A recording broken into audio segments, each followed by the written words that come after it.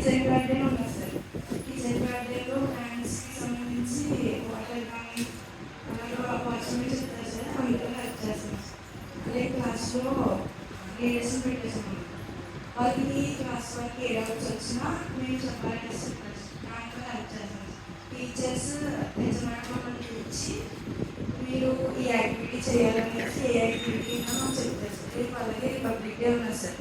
క్లాస్కి సంబంధించి యాక్టివిటీస్ అన్నీ మనం చూసుకోమని చిన్నపిల్లలకి డాన్స్ నేర్పించమని సహాయపడమని చెప్పారు సార్. అలా చిన్నపిల్లలకి కానీ టీచర్స్ కానీ దేంట్లో సహాయపడాలన్నా మేము అందులో వాళ్ళకి సహకరించి వాళ్ళకి అర్థమయ్యేలాగా మేము చెప్తాము.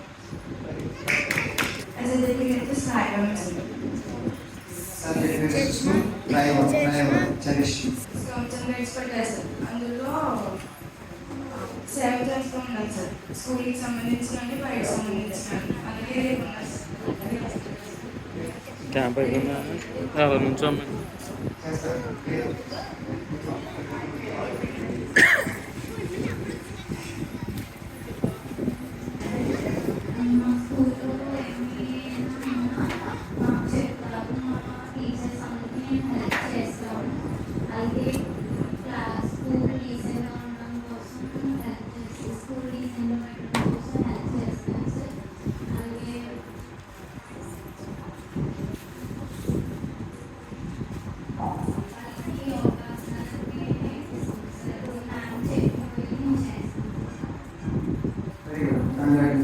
ఒకటి ఇంకోటి బాగా సర్వీస్ చేస్తున్నారు కాబట్టి ఇంటి దగ్గర మొదటి క్వశ్చన్, మీ పనులు మీరు ఏ ఇబ్బంది లేకుండా మీ అన్ని పనులు మీరు చేసుకున్నారా?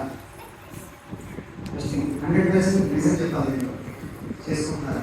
చేస్తాను అందరు కమ్మి నో అయితే నో చెప్పండి. రోజు ఇద్దరికి ఫస్ట్ పేజ్ నో అని చెప్పండి. నెక్స్ట్ ఇంకా నో అయిన చదువుకున్నారా?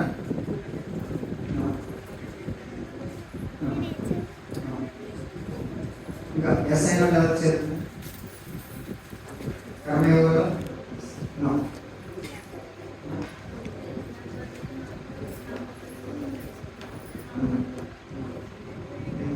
ఈ పనిలో మళ్ళీ ఒకరము పెట్టుకోవడం, మీకు రేటు పడుకోవడం.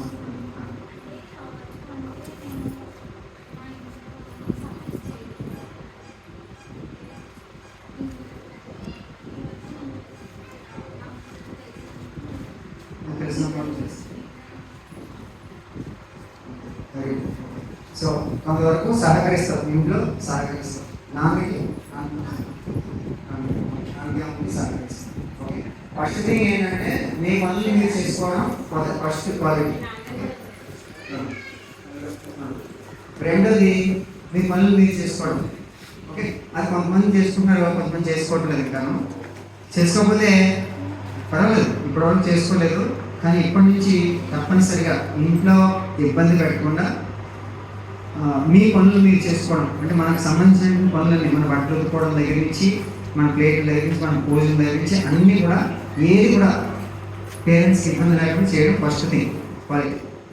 రెండోది ఏంటంటే ఇప్పటి నుంచి కూడా ఆల్మోస్ట్ మీరు హై స్కూల్లో వచ్చేసారు, మీరు ఆల్మోస్ట్ కాలేజీలో చేసేది, మీరు ఇప్పుడు మీ పనులు మీరు చేసుకోవట్లేదు, మీ పేరెంట్స్ ఏ విధంగా ఉపయోగపడలేదు అంటే మీరు ఇప్పుడు చదువుకున్నదంటే ఉండాలంటారు.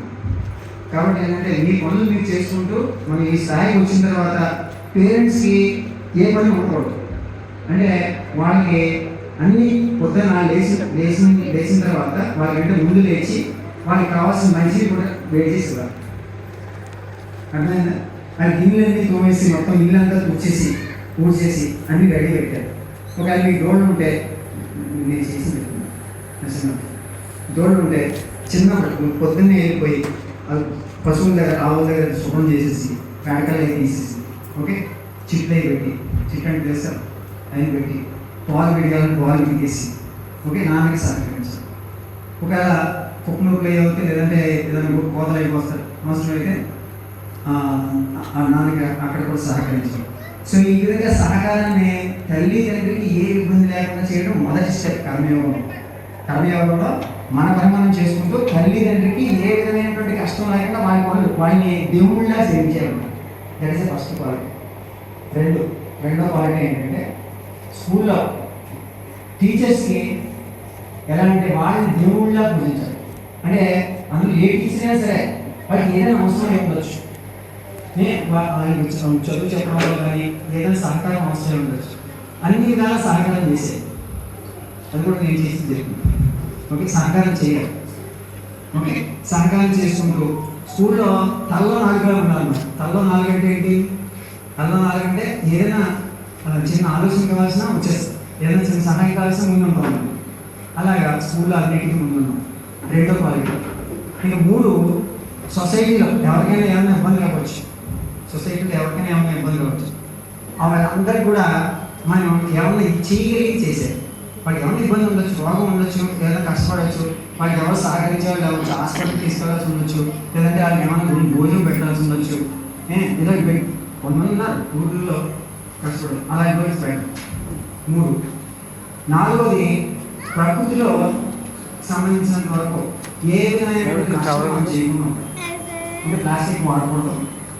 ఇది కర్మయోగులకు ఉండాల్సిన లక్షణాలు చాలా ముఖ్యం. ఓకే, మనం మామూలుగా ఏదో కాసేపు సహకారం చేస్తున్నాం, మనం సేవ చేస్తున్నాం అని అనుకోకూడదు. ఇవన్నీ చేస్తేనే కర్మయోగంలో ఉండడం, నిస్వార్థంగా ఉండటం.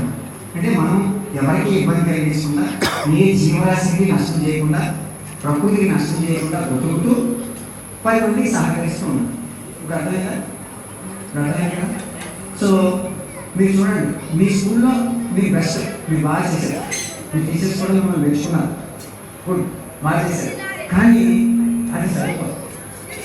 మీరు ఎదగాలంటే, మీరు విజయం సాధించాలంటే చెప్పిన ఈ 5 లక్షణాలు ఉంటాయి. ఈ 5 లక్షణాలు కర్మయోగంలో ఉంటే కనుక మీరు యాక్చువల్గా క్వాలిఫైడ్ బట్టి బెస్ట్ అవ్వాలి అన్నమాట. సో నెక్స్ట్ ఇయర్కి మీరందరూ ఆల్రెడీ చాలా వరకు క్వాలిఫైడ్, నెక్స్ట్ ఇయర్కి తప్పనిసరిగా ఈ విధంగా క్వాలిఫై అయ్యేటట్టు చూడండి. ఓకే, సో అయితే పట్టుకున్న కూర్చో వెనకాల పెట్టేసాను. మామిడి ఓకే, నువ్వు సోమేశం నుంచి వచ్చాక ఇప్పుడు ఈ అమ్మాయి రాయవరం నుంచి ఒకడు కదా, 15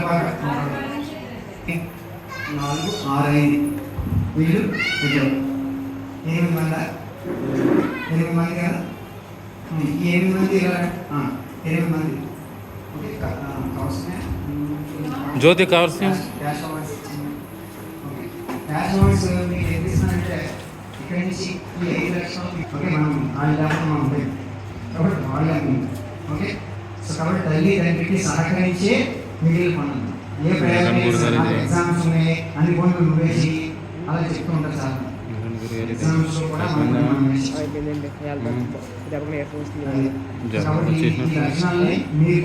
వచ్చేసినట్టు 10 మంది